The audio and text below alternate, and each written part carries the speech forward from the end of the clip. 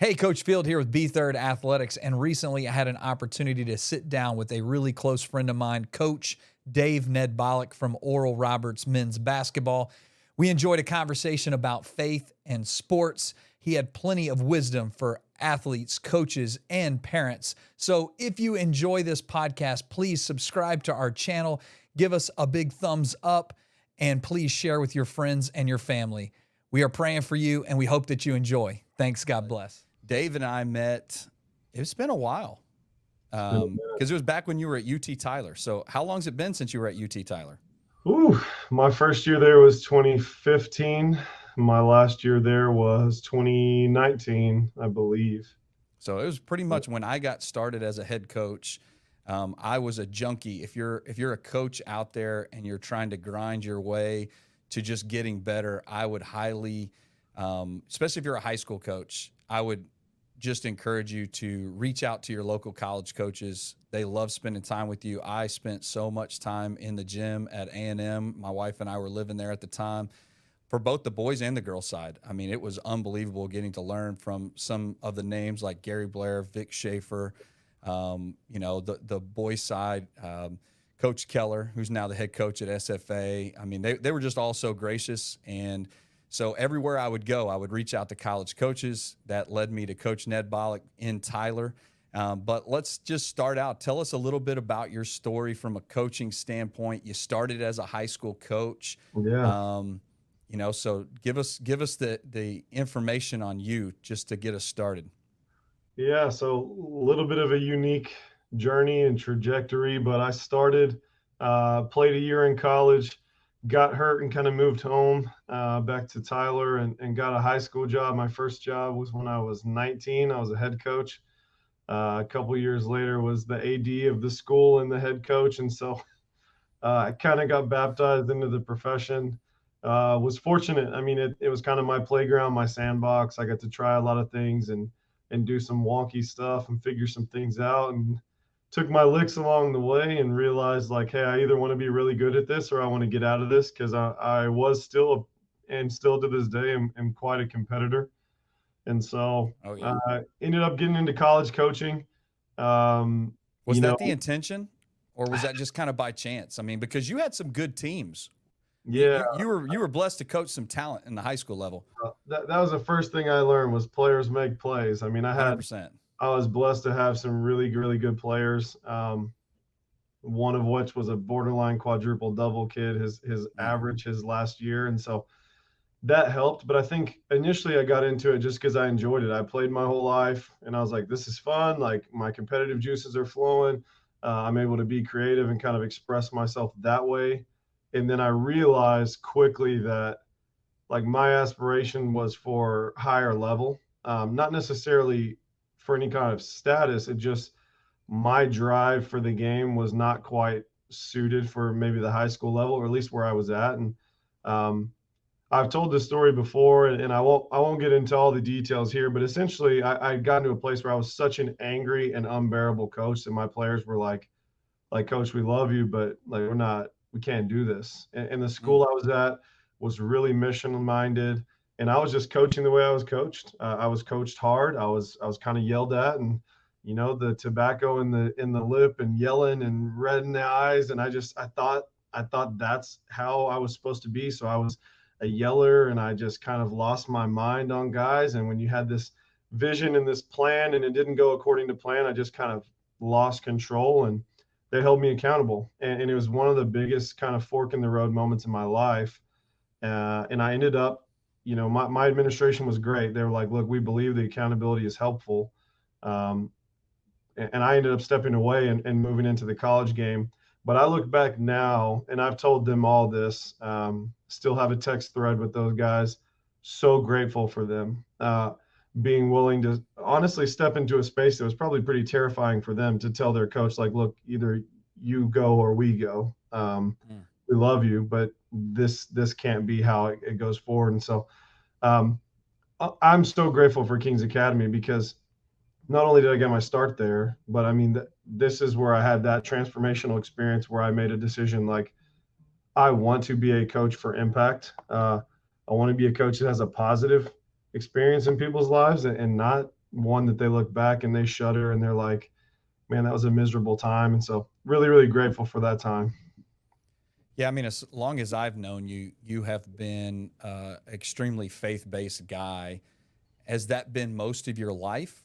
Obviously, we're all on a journey of faith. You know, when you accept Christ, I think too often people think that's the end, and really it's the beginning. Exactly. And so, tell us a little bit about that. I mean, I shared the same kind of sentiment. I mean, when I started as a head coach, my wife definitely challenged me early on. I was much older than you. I was starting my head coaching career at 30. I had worked a ton of different jobs, but you know, my wife challenged me and said, "Hey, you got to do something a little bit deeper. Like, it can't just be about basketball. You've got to, you know, Exactly. do something." And that's where we came up with this concept early on, that we were in the business of building husbands and fathers.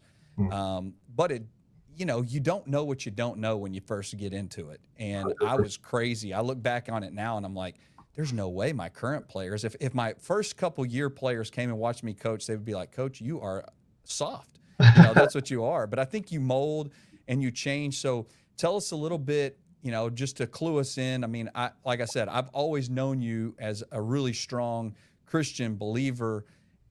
Has that been most of your life, or was that a late term thing? And how has that impacted your coaching at this point? Yeah, no, this is, I mean, this is the guts of it all. Like this is what matters. And I'm fortunate. My mother raised me to know and love Jesus. Mm, Um, it has been a journey. Like I grew up in the South where we're kind of indoctrinated into faith. You know, you're at church Sunday morning, Sunday evening, Wednesday evening, sometimes a Thursday in there. And then you just kind of are, you live at the church. And I did the Bible drill stuff and I joined RAs and I did all these things and went on all these mission trips. And it was a phenomenal foundation for my life. And then I go away to college and all of a sudden you're standing on this foundation that you don't quite understand necessarily why it's there. And it's never been something that I looked at and was like, I chose this. It was chosen for me. And so mm-hmm. I did. You know, I had a hard time my freshman year of college. I got hurt. Basketball kind of fizzled into the background after that injury. That had been my identity my whole life. And at the moment that I started playing basketball, it became everything about who I was. And so in an instance, like it was gone. And so everything I knew out the window. And here I am left with this faith that I don't really understand. And to be honest, didn't care for. Like, I was like, this is just what I was taught to do. And so I did take a stand in my life where I wandered and was super lost and living for the world and trying to scratch that itch by everything that you can imagine. And my personality type, I don't really do much in moderation. And so like I tested the boundaries of a lot of things and I'm grateful to the Lord that he brought me back. I probably went a couple years where I was just really, really lost, bouncing around. Drugs and alcohol entered the picture, and I was really, really shook. And it was to the point where like I didn't want to hear the sound of the basketball hit the wood floor. Like it just Wow. caused this thing in me because it's like this huge part of my heart was just gone. And so I came back to Tyler, and like the Lord was really gracious, and I had a pretty visceral like back to Jesus impact my life where God was kind of the road to Damascus moment where he was like, look, like I have better for you. I have a bigger plan for you. And like, what are we doing? Like Yeah. we're wasting our life, we're wasting our time. And so obviously, like you said, it's a journey. Like my flesh is pretty strong and pretty loud. And I battle that often. And I hope my players would say the same thing you said, that like this is somebody who we know loves the Lord. It impacts my coaching in that I'm constantly aware of when I fall short. Right. and Right. and that voice in my head is always just like, man, there's a better way. There's a better way. Like we can dismiss it by saying that we're passionate or competitive, but at the end of the day, like Aaron Smith, one of my good friends, I worked with him at Louisiana Tech last year, former coach at Jacksonville and Panola. He would ask me these questions all the time. Like, if God commands us to love, and he describes it as patient, kind, and it's not Mm-hmm. self seeking, and you read through these descriptions of love, he would always ask me, like, are we really loving our players? Yeah. And, Yeah. and we can excuse our behavior as much as we want, but at the end of the day, like, it is very clear this is what love looks like. And so I think that's the rubric that I want to be held against. That's the rubric that I try to hold myself against. And transparently, I loved my time at Louisiana Tech, and I love Coach Hester. He will be a huge part of my life for the rest of it. But that's a very clear reason why when Coach Springman called me, I have so much respect for him as a man and how he carried himself and how he operates with integrity and he lives his life by these values, that it was a no-brainer to me when he called of like, you have established and poured into my life. And my wife and I moved up here during COVID, and I was a GA here, and he invested in my marriage and invested in my life, and he cares about the quality of my thoughts and my health in terms of how I'm showing up as a man of God. And it's like, it is no brainer to be back. So uh, I strive to love the Lord. I strive to serve the Lord. I love the Lord. I hope it emits through my coaching. And kind of the grading rubric that I use in my head is from the book, The Practice of Godliness. And it just says, godliness is a devotion to God that results in a life that's pleasing to him. And so that's my challenge for me and my family. Like, let us live lives that honor the Lord, and we just seek the best we can to love the people that God brings across our path. And in our business, that's players. And so we pray for that. Like, God, bring us the players you want us to have in our lives. And it's not always I had a kid at UT Tyler, Davis Moore, 4.0 from the second he stepped onto campus, led Texas high school in three-pointers made, unbelievable, wanted to be a pastor. I mean, a spitting image of a perfect kid, easy to work with, right? And they're not all that. And some of them come with baggage and challenges and hurts and hangups. And it's like, we're praying for God to bring us these kids that he wants us to have in our lives. And my goal with me and my family is to get right in the middle of their life and just try to walk with them.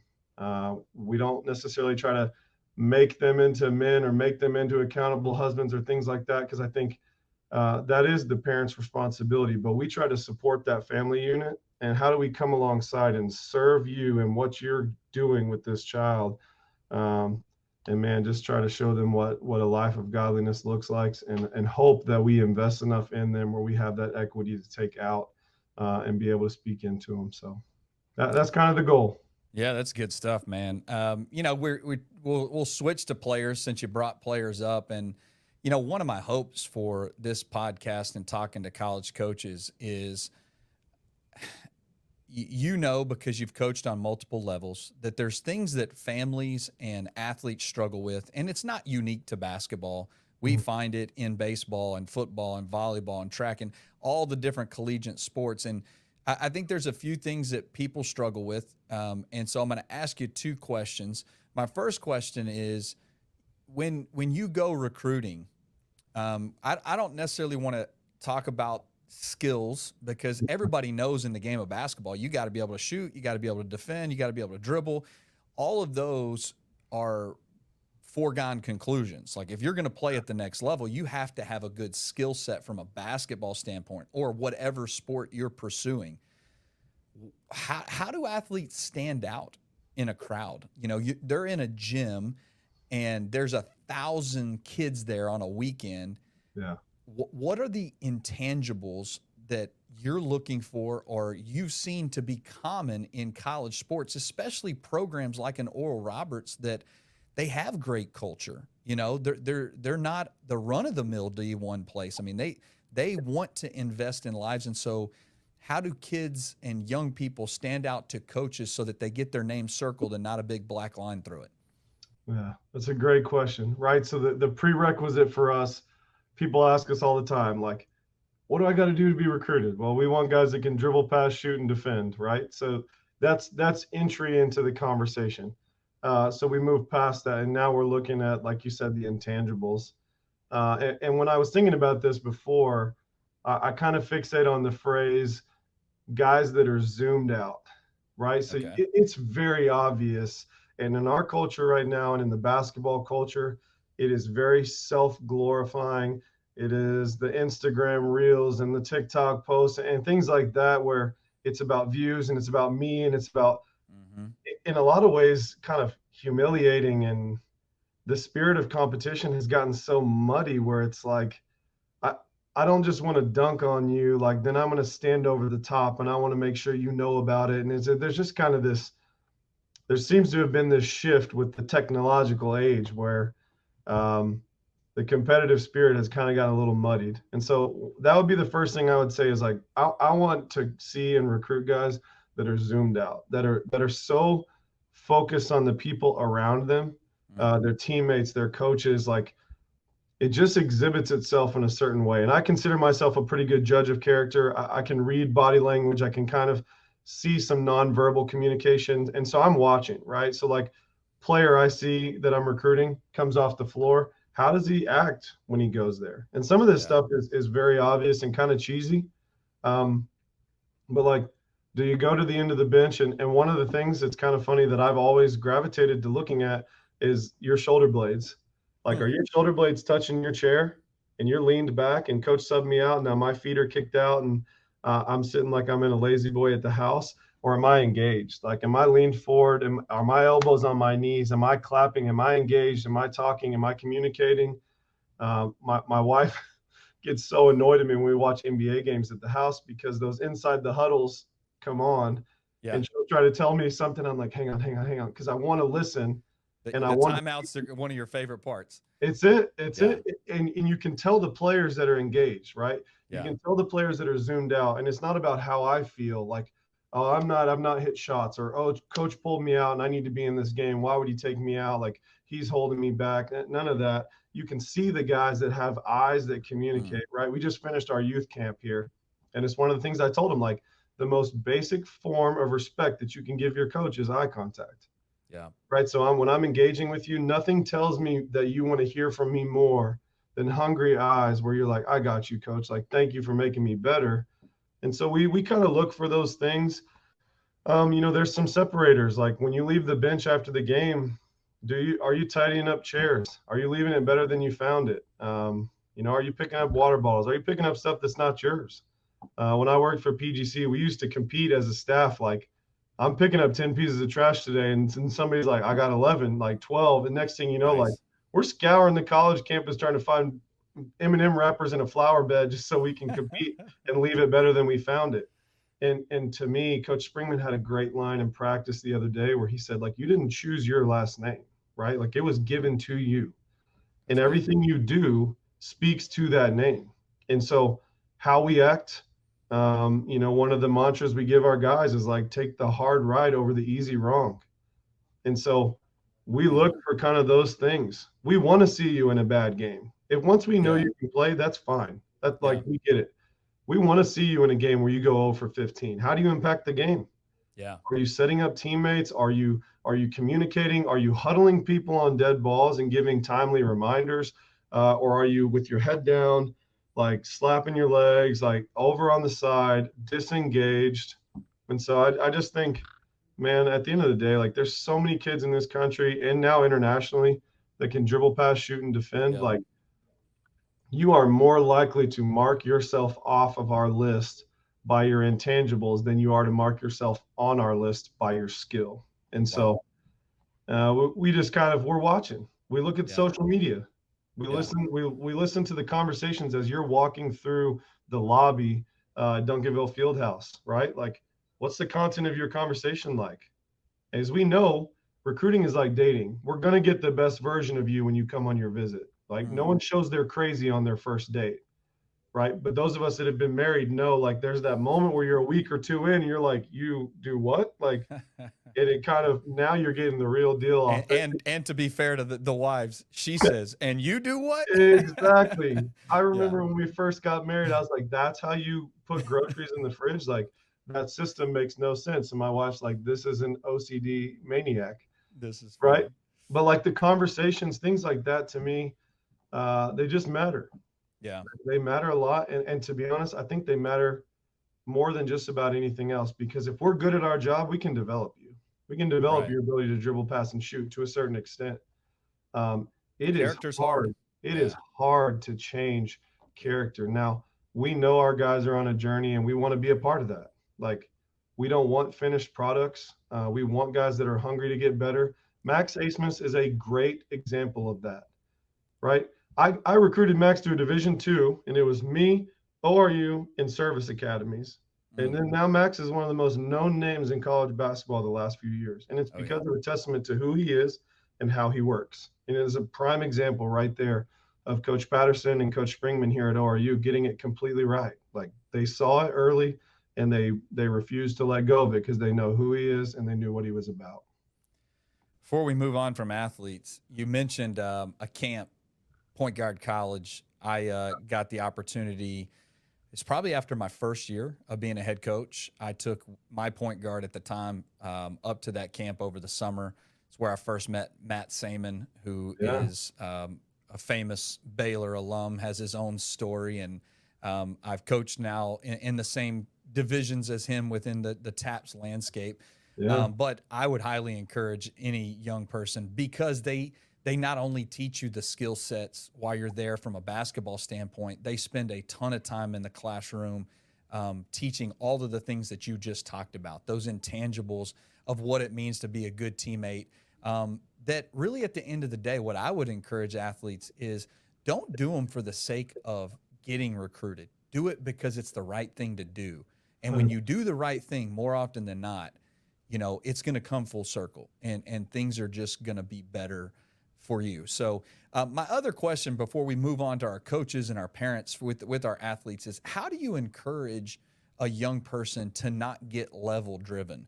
I mean, obviously in the world of basketball, everybody wants to have the experience that you had at Oral Roberts where you make that Sweet 16 run and March Madness. We all know as a basketball person, that's just the best. But you've also coached at the Division III level and you've been around basketball.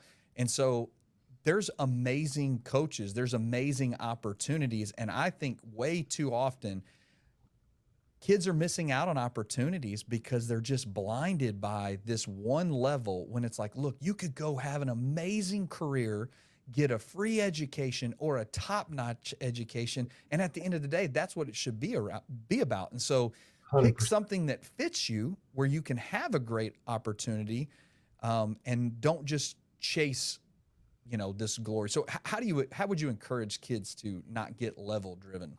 Yeah. So, I mean, I've answered this question a few different ways. And a great example to me is my story, right? So, no one wanted to talk to me when I was a volunteer Division III assistant. Like, nobody. Hey, I wanted to talk to you. We had coffee in Tyler, all You, right? you were my guy. You were my guy.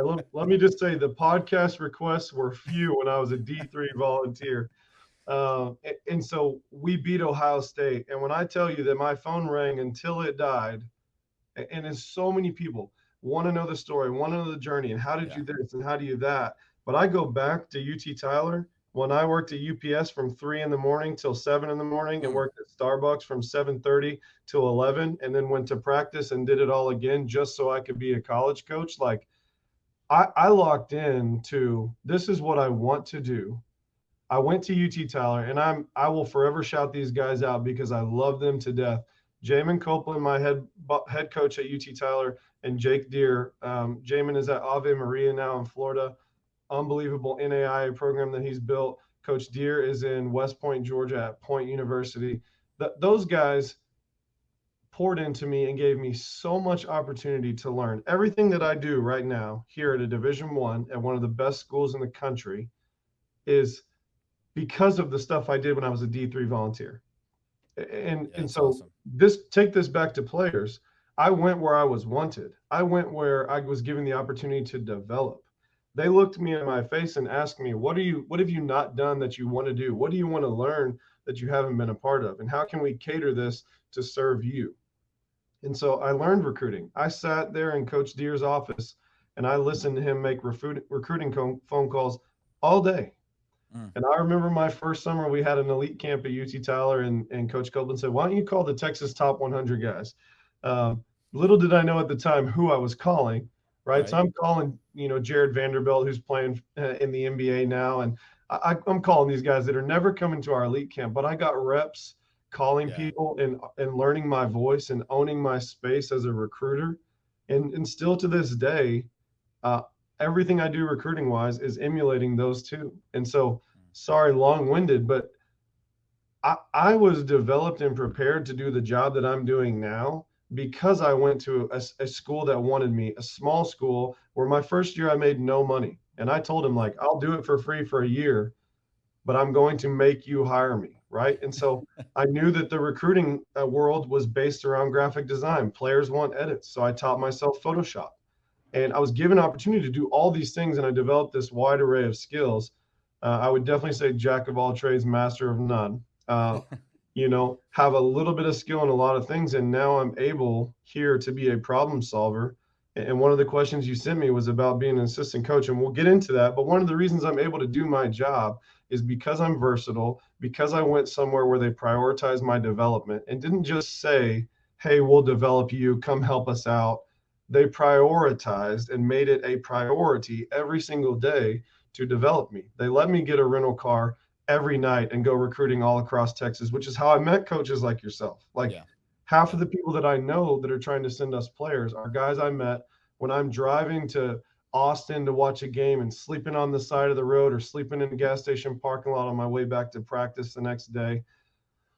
And I get passionate about this because I see so many guys that get fixated on going to a certain number, a D1, and it's go where your development is prioritized. That is players, that is staff, that is managers, that is GAs, that is That's good. volunteers. Go somewhere where you are intentionally grown by the people that you work for.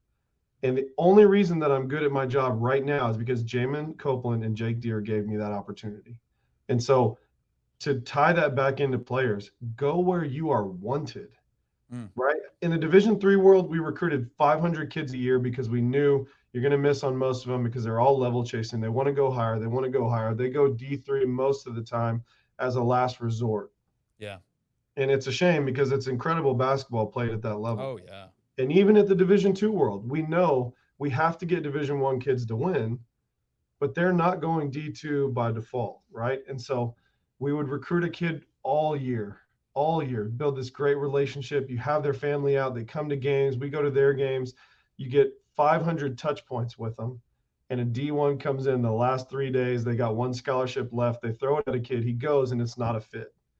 And to me, it's a great analogy to think about a marriage, right? I dated my wife for over 16 months. We were engaged for over a year. By the time we got married, I knew in my heart of hearts, like, this is the person that I can lock arms with and do this for the rest of my life. And if these shows like the, 1 Week Marriage, or I don't watch them, but I see the ads and I'm like, Right. gosh, it's crazy to me. Right. That's what a lot of recruiting has become. And we don't have to get into the portal too much, but that's what the portal has become. A name shows up, you do a quick little research to watch to see if their game fits, and now you're making these long-term decisions based off tiny interactions. Yeah. So I would say go where you're wanted, go where you prioritize, and your development is intentionally shown and prioritized, not just with words. We try to do a great job in the recruiting process of not just telling them how we will develop them, but showing them. Here's how we play. Here's how we will use you. Here's what your strengths are and how you fit. Here's where you'll need to grow. And here's how we want to see you develop into that player so that you can reach your aspirations, whether it's pro, whether it's a coach, whether it's going pro in something else.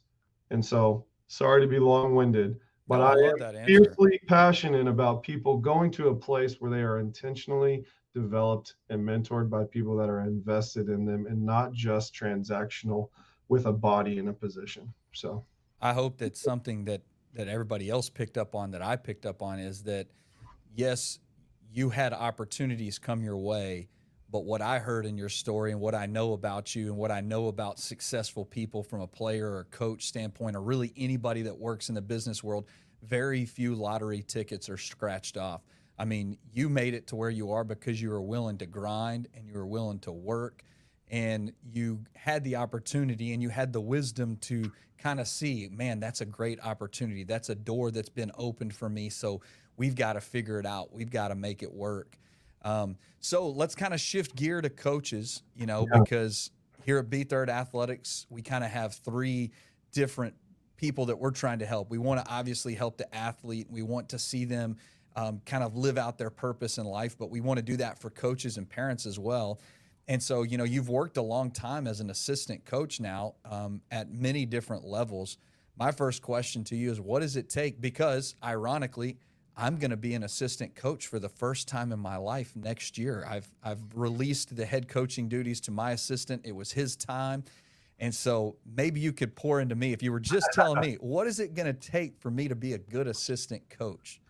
Well, first, you're going to be an unbelievable assistant if I know anything about you. I would say this: the first piece. This probably isn't the most pivotal occupational piece, but to me, it's something that sticks out first in my heart. Is I would tell you, I just listened to you explain why I've had success. Yeah. And I will say a couple things. One, I love the verse in scripture that's like, but for the grace of God, right? Mm, Like, had it been me and my way, I'm almost certain I would be incarcerated and or be in a worse place in my life right. because um, that was the direction I was heading. The Yeah. second piece I would say is my wife deserves so much praise and credit. Hmm. I tell her all the time just how grateful I am. I literally could not have done this without her. But And I, behind every good coach who's I'm been in the telling you, business for a long time is a better woman. I'm telling And you, I've said it for 10 years. My wife was the real head coach. She was the yeah, one that picked me up when times were low. She was the one that kept our family organized. She was the one that kept loving me and yeah, teaching me what the authentic love was so I could pour that into other people and never bugged me. I mean, I hear horror stories sometimes of like, yeah. spousal challenges within the coaching world because they just don't want their husband to be in the business. And man, I carry the same. And so I love the fact that you're praising your wife and you gave me the opportunity to do it as well, because Yes. every coach, if you're successful in this business, you have a great spouse that is right there alongside with you. And really, they're just as invested. They love the kids as much as you do. 100%. 100%. I mean, my wife asks me questions and seeks to pour into our guys. And there's times where my wife walks into our practice facility and I might hold the door for her and she walks right past me to hug one of our guys. I mean, she just has such a Yeah. heart to she I'm grateful that she's caught the vision that was casted a long time ago. Because when we first started dating, I told her, like, look, babe, this is a crazy thing, coaching, right? Yeah. Like, and Amen. I didn't know at the time. I was like, we could get a call and go to Washington or turn. We could be in Florida. I jokingly might have mentioned the Dakotas before I knew that I would actually be playing in places like that here at ORU. Had no idea how cold they were, or I might have not brought that one up first. Um, but she's just been so locked in, and she Yeah. has not wavered. Like, Yeah. she has not flinched. Um, she's super close with her family, and I've drug her all around, and she just has relentlessly been a part of the mission of our family, just to pour into people and love these guys. So thank you for giving me the opportunity just to tell her how much I appreciate her. But to circle back, I would just say balance. And you hear the phrase work-life balance. I actually don't quite jive with that terminology because Mm, I don't think that's attainable. I think in anything in your life that you seek to have mastery at, whether it be piano or coaching or any other field, there's a level of imbalance. I give more time to coaching than I do to golf, right? And correct. so balance is not the goal. I think the challenge and the goal is to be present. Like, how do I be fully present right here, right now? Right? I have a laundry list of a million things I need to do. And I'm not here with you thinking about, oh, like, I have to fix the huddle camera that just got knocked out by the storm, and I have to Mm, fix this, and I've got to get that. Like, I'm here with you because I believe I've learned from people pouring in and sharing from their experience. And so it's like, I want to be here. And sure. so I think when you're home, be home. Like, I probably drive our coaches nuts, but my phone goes on do not disturb at about 8 o'clock.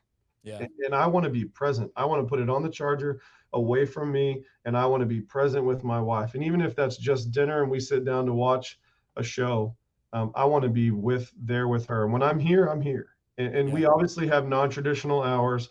So balance, again, it's not a, if that's the goal, we're going to fail because the travel and everything just makes it imbalanced. But I am no good for our staff. I'm no good for our team. I'm no good for our GAs, our managers, or anyone in our department if I'm not right where I'm at home. And so Mm, I want to make sure I'm healthily invested in being present there when I'm with her. And that's kind of the first piece. So I would say that because that's the foundation. Like, who I show up as, it matters, and how I am at home and how I am in my health. I kind of use the checklist meds, meditation, exercise, diet, and sleep. mm, And meditation for me usually means getting in the word. Yeah. And even Amen. if it's a quick 30-second devotional or 1-minute devotional, I'm going to intentionally touch the word every day, because I know when I go down to that practice gym, if I'm fixated on my flesh, I'm going to be coaching and teaching out of my flesh and out of things like anger as opposed to patience. Because the more that I'm reminded just how much Jesus tolerates from me, Hmm. the more I am gracious and can grow in graciousness to be tolerant of the things that happen sometimes from our guys. And so that'd be kind of the first thought.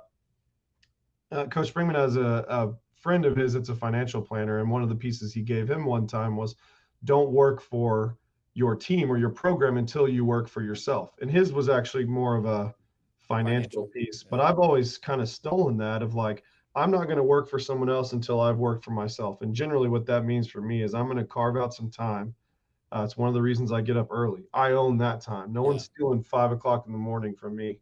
And I'm going to get in the word, and I'm going to spend some time in prayer and just trying to focus on the things that matter most. And so I invest in myself. I would encourage, there's this mirage idea of like grind culture, right? Like, I remember when I was coming up, you ask for advice and it's like, be the first one in the office, be the last one to leave, sleep on the couch in the office. And oof, if we go back to scripture, and this goes back to the definitions of love, right? Like, would Jesus be glorified by me choosing to sleep in my office and work down a checklist and leave my wife and future kids, hopefully, at home, just wondering, where's my presence in the house? And I just, man, that I don't see it. Yeah. As much as I read through scripture and as much as I hear the teachings of Jesus, I just don't find a place where, if we were to look at him and say, like, is it okay that I spend 19 or 20 hours of my day in an office giving and not being the place that's most important in my life, which is a follower of Christ and a husband? Yep. And so I would challenge you. Now there are hours. There's nights where it's like, look, babe, it's going to be a late one. Sure. I think Um, as long as you communicate that, I mean, what yeah, would with you saying this, I mean, one of my favorite books, and if people haven't read this and you want to grow in your faith, I would challenge you, read Mere Christianity by C.S. Lewis. yeah. And what I hear you saying is something very similar. You know, he said, when first things are first, Mm, then second things can really be second. And so the way I always teach that is, in order for me to love my wife really, really well, I've got to love God actually ahead of her. mm, If I try to love her more than I love God, I actually will never achieve loving her the best. And so if we pull that into 100%. coaching, if I don't love God first and I start my day with him, and like I always challenge coaches that, I'm working with or I'm trying to give some wisdom to, and they'll say, well, I pray at the end of the day. And I say, well, then he's last. Yeah, Get up, start your day with Christ. I mean, that is the foundation of what it means to be a Christian, is to put him first. And then he's called you to be a husband and father ahead of a coach. And so 100%. I love this idea that you're talking about of being present, because it's not balanced. You're 100% right, you know? And so if you want to be the best coach that you can be, you're going to do that in a better fashion if you have things in proper order. Right. God, family, and then your sport. Very As nice. much as, like, I mean, the kids that I've coached over the years and the coaches that have worked alongside of me, they're just as much family as anything. And that's 100%. fine. They kind of flush together, but when you keep things in order, it makes that just healthier. I, Everybody's joyful. I Everybody's agree. happy in that situation. So I I love agree. that idea. Be present. Wherever you're at, be present, because it's easy to sit here and talk to somebody and have a million things going on in your brain because well, what I got to get to next. And I Yeah. think it's challenging. So great advice. Well, and I think just some more, we talk about like the hard skills versus soft skills. I think there's a few that I would throw out there that I think have served me well. And one would be um, anticipate problems and be a solutions oriented person. I think Mm, that's something that serves me well. Transparently, I do think it's one of the things that Coach Springman kind of sees in me, which is why he asked me to come back. Is I am versatile in terms of being able to figure out things. I'm good with the technology side, so the video coordination and analytics and things like that. I can work in that area, and because of people like PGC and Coach Copeland, I'm good on court, and so I can do that piece, and I can do graphic design, and all that is the versatility. But Right. I also, and I tell our GAs this all the time, people that have solutions guys are the ones that get paid. Mm. Anybody with eyes or ears, a blind person could look at us and tell us what a problem is, and they could point it out, and that's fine. Like that's the very easy part. My wife has no issue looking at us and saying, like, you guys don't really seem to be guarding pick and rolls very well right now. I'm like, yeah. Like if that were the criteria, like, she would be a better coach than I am. Right. But it's the solutions. And so I try to challenge myself of, don't be someone that's constantly bringing problems to the table. Sure, let's identify them. Like, hey, I'm not sure we're good in this space. Yeah. Here's something to think about. Here's an idea. Coach Springman talks about his time with the Thunder all the time, and he tells them that Sam Presti, that, like, their goal was to, he told him, have an opinion, please, Mm. have an opinion, Yeah. but you better have a reasoning and a backing for why you're thinking it. And I remember when Josh Giddey was coming up, like, people were very polarized on whether or not he would be a good player. And Coach Freeman tells stories of being in that room of, here's the conversation about player X, player Y, and player Z. And, and it's fine to be an outlier, but have a backing for it. So I would just challenge guys, be a solutions oriented person. And if you're really good, you're solving problems before your head coach ever even knows they exist. Yeah. And you're not going to get the praise, you're not going to get the glory, and that's fine. It just makes you a better Christian Yeah, because Jesus Christ should get all the praise and the glory. And so you might as well just get comfortable with that concept. I mean, I yeah, think I I think agree. being an assistant coach can teach you what it means to be a follower of Christ, maybe in more ways than most careers. Because I yeah, agree. you're going to be the guy in the shadows, and that's what we're called to as disciples. It's like, man, all the glory should go to God. So as an assistant coach, I've heard some coaches say before that, like, one of your jobs as an assistant coach every day is to make your head coach look good, That's it. you know? That's it. Yeah. And Make if your head God coach look calls you good to and make that, your players better, and yep, you're fine. yep. And you're not there to have everybody know who you are, and you got to I get agree. comfortable with that. So, Well, it reminds me, like, there's a concept in Ego is the Enemy, and there's a concept he talks on called the antiambulo, I think is how you pronounce it. And it literally is someone in, like, I believe it's the Roman civilization, like, that would go before a person of power, could be a politician or someone, and their only job, they knew their agenda for the day, and they would go before them, and essentially that word means to clear the path.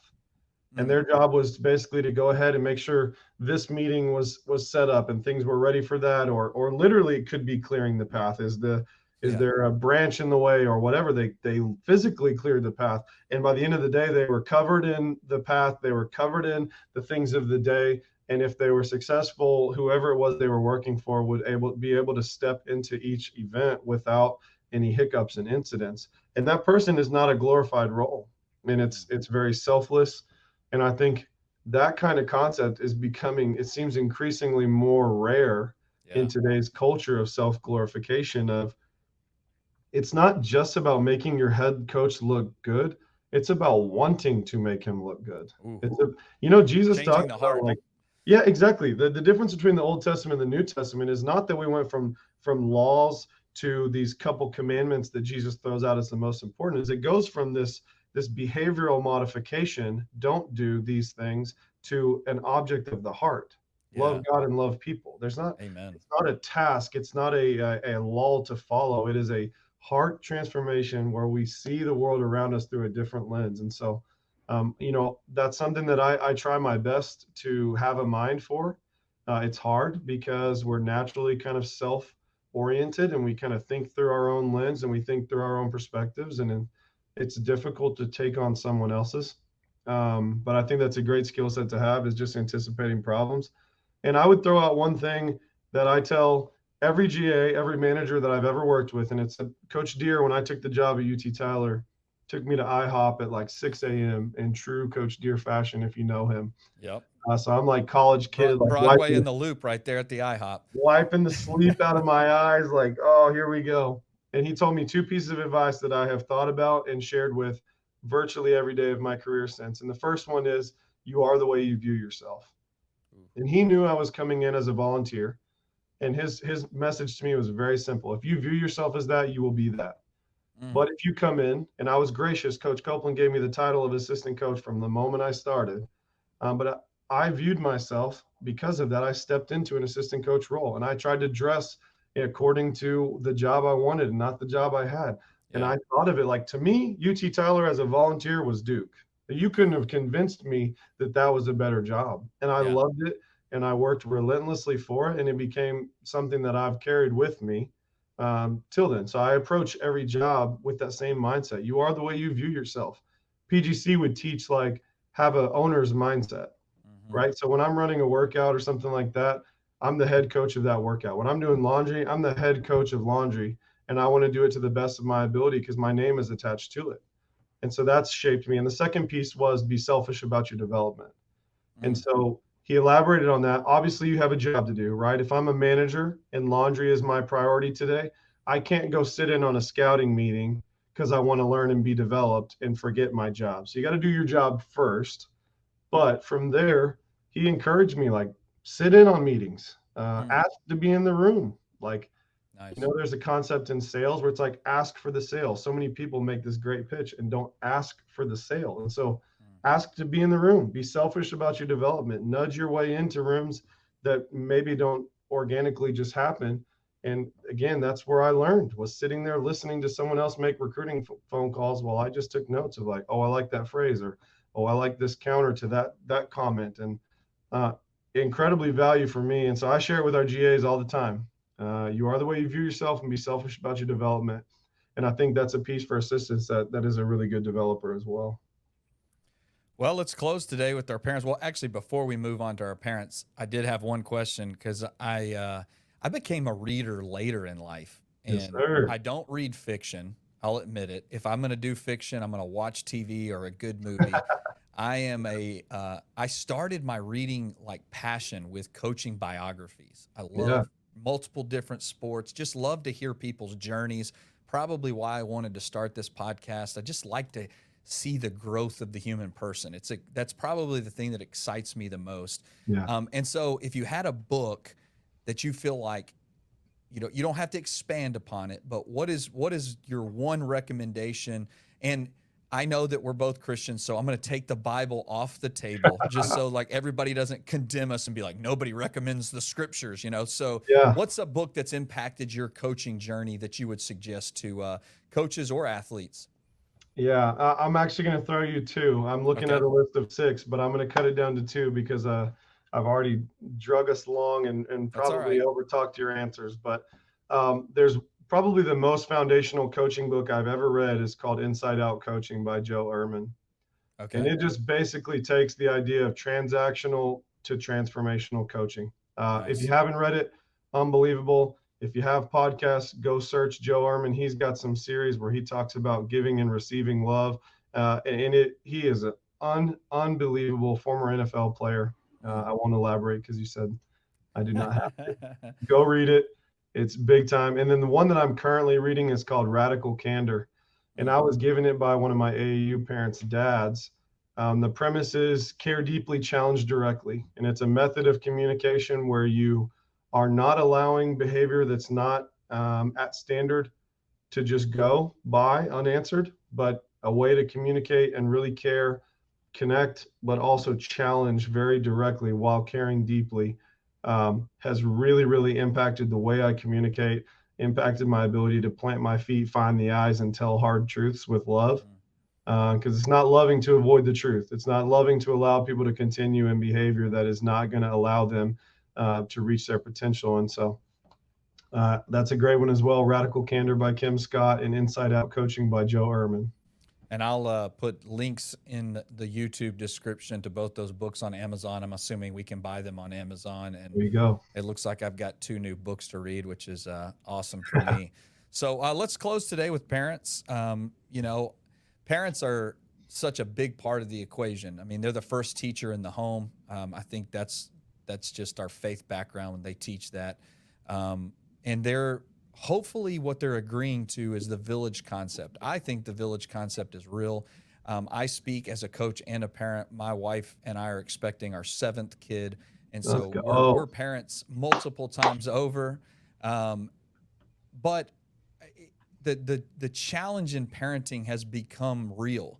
And so the first thing I want to do, because I think a lot of our parents, in at least the market that I work and teach and coach, sometimes they're just misinformed. And so, Mhm. first question to parents, and we can go a little bit quicker on this. We don't have to elaborate too much, but I got you. what if they're a young parent, like they've got grade school kids, what are you advising them from the position you sit today to kind of give their kid the best foot forward?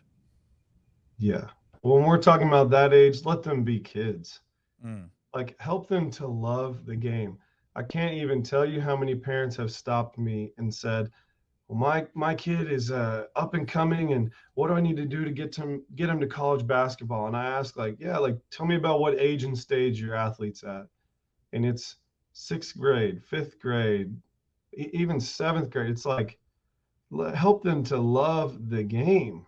Like, we've all seen practices and training sessions. It is a grind. I mean, if I pulled any of our guys up from the facility right now to tell you how they're feeling, I mean, their knees hurt, their backs hurt, they're tired, and we're in summer. We haven't even started school, right? right. So the work is coming. And the only way that you will work at something that is in the moment uncomfortable is if you see, you know, that there is a benefit beyond, right? Like, I can push through this. I can push through going on a run on the treadmill because I know Yeah. long term this is going to help my health. There's a benefit there, right? And so, or if they love it. Yeah. And so I just would say, at all costs, protect your kids' love of the game. There's a time and a place to switch gears into this competitive mode, but like, support your kids and just let them love the game. When they get in the car, it doesn't have to be a grilling about the game. Like, I read a newsletter from one of these coaching websites, and they said, just tell your kid, like, I enjoyed watching you play today. Yeah. I loved watching you play. Yeah, like, just let them breathe a little bit, and get them the training and the help that they need, and then support that. Like, I tell my wife all the time, my goal and our goal as a family in the stands, and my wife gets a little feisty up there sometimes, right? And so it's, let's talk to our players. Let's Yeah. encourage our players. Yeah. And I won't tell you who, because you probably have some smart listeners that could figure some things out. But I was at a game in Dallas recruiting a kid, and sat behind the kid's parents. They didn't know me. I hadn't met them yet. And I listened to the content of what went on in the stands, and I marked that kid off my list and Mm. left the game at halftime.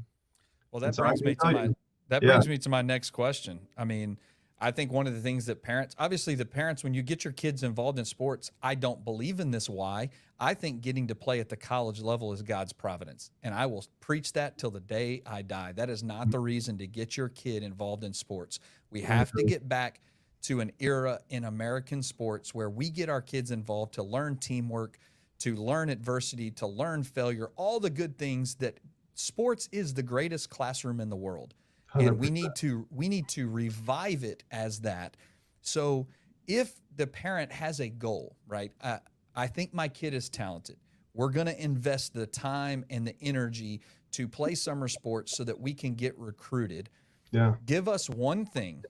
What is one thing that a parent can do to negatively impact their kids' recruiting? And we don't have to call out names, but I think it's fair. I think they need to know from college coaches, like, hey, this behavior kind of has to stop. Yeah. I'm afraid this answer is going to be oversimplified, but I would just say overstepping. It's a red flag to us when we're recruiting a kid, and every question we ask them, the parents answer. And, Mm, and we want, again, we're trying to train these guys how to go out in the world and be successful as businessmen and husbands and sons, and we want them to be accountable people that show up. And part of that is being able to stand on your own 2 feet and formulate thoughts and formulate opinions and disagree and articulate, and we want to understand what they're thinking. And I think the biggest misconception that I see is parents assuming that their kids can't do that. And so I would just challenge them. This goes back to the same answer: support, right? Like, in recruiting, Coach Springman will say all the time, like, if this were my son, this is the advice I would give him. And I think that's how we should approach this. Of, we want our kids to make wise decisions about recruiting. We do. And even if we're recruiting a kid against another school, our piece of advice is like, we want you to be where it's the best fit. If it's not here, like, we will be following you along. We will be cheering you on. But like, if this is the place that you believe is best for you and we see the fit, let's make it happen. But I just think supporting them to make a wise 30-year decision, right? College athletics, it is a blessing. And I tell kids all the time, go watch a Division III practice. I've got kids in my emails all the time that it's like, I don't think people understand just how hard it is to play at any level of college basketball. So one, I would just say support them and guide them and help them have a zoomed out perspective of what is going to set me up best for the rest of my life. And it, college is, for some of us, it's a 10-year journey. Me too. I was on that people journey. 3 or 4. But we want to support them and help them learn how to make a wise decision, because this is realistically, for a lot of them, it is the first large choice they've ever made. Yeah. And then, next becomes a spouse and things like that. But this is, how do we make decisions? How do we weigh the values? I tell kids all the time, go to a school that if basketball were taken away, you still want to be there. Yeah, that's good. So hopefully that helps. Sorry, I'm so long-winded, man. This stuff is right up my alley, and it gets me passionate because I just want to help people, and I see so much in this space that seems to be done in a just this mischievous kind of misleading way. And I would love to see parents be able to step into a healthy thought process and be a little bit more supportive and empowering of these athletes to kind of navigate this journey some. And so I love that 30-year decision, because I teach that. I've taught that over the 10 years and been blessed to coach some really good players that have gotten recruited to the next level. And that's always been the push. Yeah. A part of our podcast, we're going to have different areas of focus, like we did today with you, of just trying to talk to these athletes, coaches, and parents. But one of the things we're going to do for college athletes, because I had an experience as Chance Perkins, one of the players that I had in high school, is now at West Point. When he committed to West Point, we had a former West Point basketball player reach out to us on Facebook and said, hey, I want to come sit down with Chance. He was a Houston guy. And he told this unbelievable story. I for sure am going to get him on this podcast because it's such a story worth sharing. Yeah. But his big point of emphasis was make the ball pay you back. And that's what I heard from your 30-year decision. Like, think about the time and the investment that it took. And I think if more college athletes understood, like, the sport needs to pay you back. You've invested in it. And so your mentality, the way that it's going to invest 99% of you back is not in a pro career. And so as you go through this journey, make sure you have your eyes up and you have your head looking forward and going, okay, I'm going to see different opportunities, and I'm going to seize the day when my sport offers me the opportunity to pay me back. But Dave, man, unbelievable. Like, I gained so much wisdom from you today. I think people are going to love this. Anything to close us with as we kind of wrap this up? Man, I would just encourage all of the basketball players that are going to see this, all the people connected to the game, just approach each day with a sense of gratitude. It's easy to lose sight of that in a long season or long summer. It is a blessing to be able to wake up and play this game and be around this game. And man, just seek to live lives that bring glory to the Lord. So if I can ever do anything, please don't hesitate to reach out. I'm notoriously bad at responding to my DMs, so please be gracious, but would love to connect with anyone. Would love to be a part of your journey. And if I can do anything, please don't hesitate to reach out to us. Yeah, and obviously our challenge from B3rd Athletics is, seek to always put God first, put your teammates above yourself, and be third. Hey, I hope you enjoyed our podcast today with Coach Dave Nedbalek, men's basketball, Oral Roberts University. Please subscribe to our channel, give us a thumbs up, and share with your friends. Thanks again for watching. God bless.